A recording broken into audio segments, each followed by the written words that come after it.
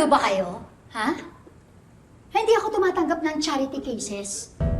As you can see, this is a newly built boarding house, providing the best care and lodging to MACA students. And now, gusto mo magpapasok dito ng estudyante na tukha. Paano niyo ma-afford ang renta dito? Hindi po kami kasama. Sila lang.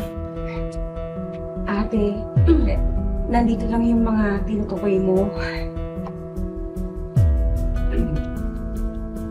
20,000 pesos per person kada buwan.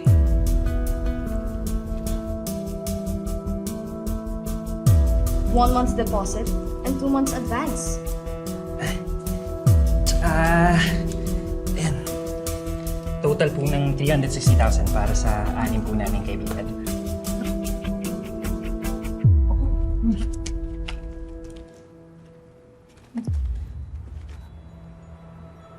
I guess we're settled. Ako nga pala si Miss Aleli. At siya yung ate ko, Miss Chin Chin.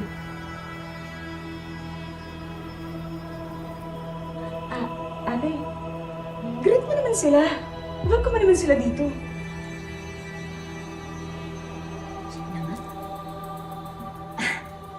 Welcome to MACA Academy Boarding House. Or Makabi! Ganda! Ma'am, excuse me lang po. Pinilan namin yung mga titirang gamit sa labas. Okay po. Sige po.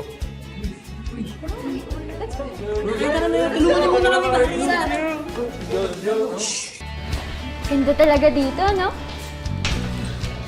Well, dito yung accommodation na na-recommend ng school, kaya ito namin kayo dinala. Salamat sa tulong niyo, Sean, Elijah, tsaka Sean. Pero parang ang mahal. Mas mahal ka naman ni Sean eh. Yun, no? Yun talaga yun! Sir, kailangan nyo ng tulong. But more than that, it's our choice to help. Just to be with you. Here. Now. Wow! Grabe ka, boy! Laki ng ginastos para matuloy yung ligawang kay Zep, boy,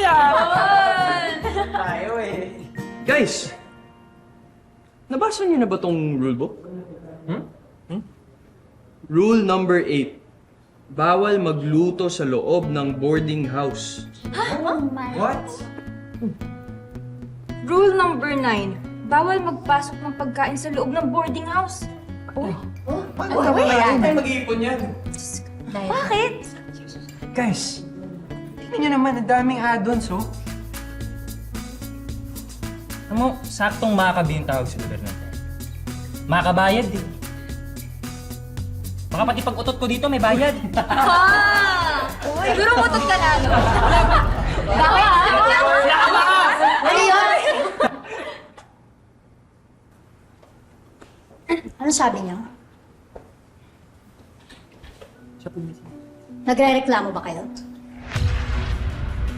Gusto ko ipaalala sa inyong lahat, ha? Hindi ko kayo pinilit para ipagsiksikan ang sarili niyo dito. Kaya kung may reklamo kayo, ipasiguro, Aleli. Sunugin mo na yung kontrata ng mga to. Hindi ma'am po. Wala naman pong nagre-reklamo. Opo, ma'am. Wala po. Sorry po. Lalabas po muna kami. Ha? Tara. Tara. Salamat. Sige po. Okay, teka lang. Iwan niyo yung gamit niyo dyan, ha?